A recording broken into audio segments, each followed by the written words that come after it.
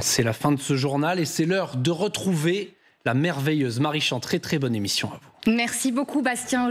Dans un instant, dans 18h Week-end, on s'intéressera à cette proposition ukrainienne de reprendre des négociations directes avec Moscou. Est-ce réaliste?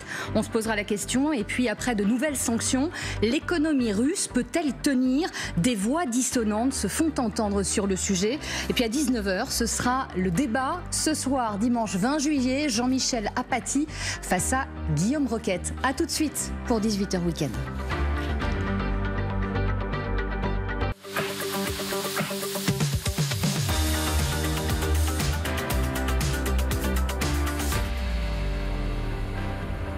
Bonsoir à tous et bienvenue dans 18h Week-end. Ravi de vous retrouver avec un programme très international ce soir, mais aussi un débat très attendu entre Guillaume Roquette et Jean-Michel Apathy. On abordera l'actualité française notamment. Au sommaire ce soir donc, l'Ukraine qui propose à la Russie de tenir de nouveau pourparlers la semaine prochaine. L'annonce est faite, vous le voyez, par le président Volodymyr Zelensky en personne. Le président ukrainien qui s'est aussi dit à nouveau prêt à négocier directement avec son homologue russe, Vladimir Poutine. Mais on le verra, Moscou préfère d'abord reparler à Donald Trump. L'économie russe pourrait s'effondrer très rapidement. Les mots de David O'Sullivan, envoyé spécial de l'Union européenne pour les sanctions, après un 18e paquet de sanctions justement décidé cette semaine. Mais les Européens prennent-ils leur désir pour des réalités? On se posera la question avec mes invités. Netanyahou s'est comporté comme un fou, il bombarde tout et n'importe quoi. Voilà ce qu'aurait déclaré un responsable de la Maison-Blanche cette semaine aux médias américains Axios. Cela pourrait compromettre les efforts de Trump. La décision de frapper au cœur de Damas en Syrie cette semaine après des violences communautaires, très peu appréciée par l'administration américaine. Quelles pourraient être les conséquences? On l'évoquera avec mes invités. Et puis à 19h, je vous le disais, le débat, Jean-Michel Apathy, Guillaume Roquette, 18h Week-end. C'est parti.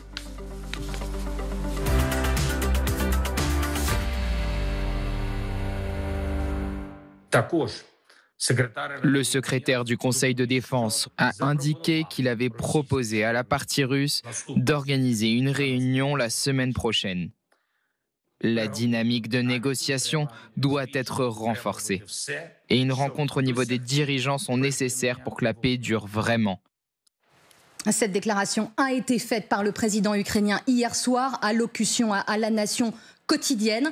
L'Ukraine qui propose donc à la Russie de tenir de nouveau pourparlers la semaine prochaine. Est-ce envisageable? On en parle avec mes invités. Bonsoir Isabelle Lasserre. Bonsoir. Merci d'être là, correspondante diplomatique pour Le Figaro. Jean-François Boutors, essayiste, spécialiste de la Russie. Bonsoir à vous.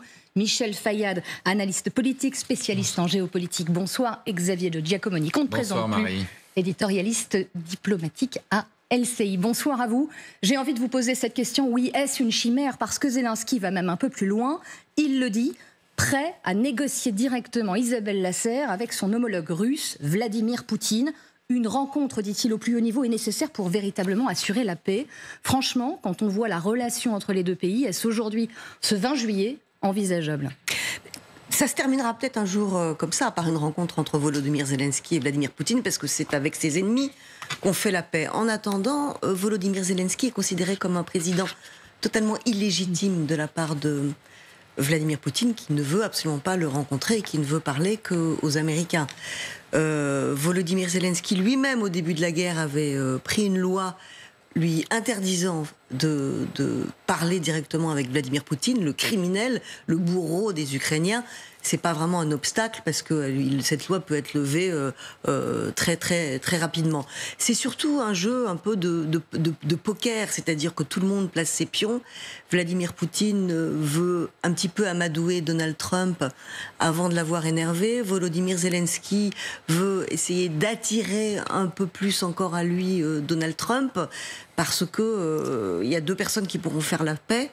Ou trois personnes, les Ukrainiens s'ils gagnent la guerre militairement sur le terrain, Vladimir Poutine s'il retire ses troupes d'Ukraine, et Donald Trump s'il arrive d'une manière ou d'une autre à contraindre Vladimir Poutine avec des sanctions extrêmement fortes d'accepter un cessez-le-feu, ce qui paraît pour l'instant totalement illusoire pour de multiples raisons, parce que Vladimir Poutine il considère qu'il est en train de gagner sur le terrain et qu'il n'a renoncé à aucun de ses objectifs et qu'il veut contrôler entièrement l'Ukraine. Renoncer à aucun de ses objectifs, même maximaliste, c'est-à-dire qu'il va même encore ces dernières semaines. Il a plutôt tendance en fait à gonfler ses objectifs au fur et à mesure que le temps passe.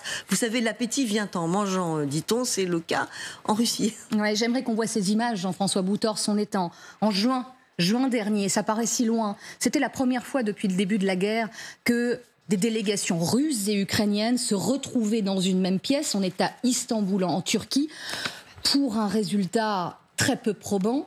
La déclaration de Zelensky hier soir, cette allocution quotidienne, intervient aussi dans un contexte très particulier, il faut aussi le noter. Des salves, des pilonnages russes en règle, notamment à l'aide de drones, battant de record en record, Xavier de Giacomoni, c'était plus de 300 dans la nuit de vendredi à samedi, et ces dernières semaines, on est monté jusqu'à 700, près de 800 drones, avec, certains spécialistes le disent, jusqu'à 2000 souhaités par Moscou. Pourquoi maintenant ? Pourquoi proposer ça de la part de Zelensky ?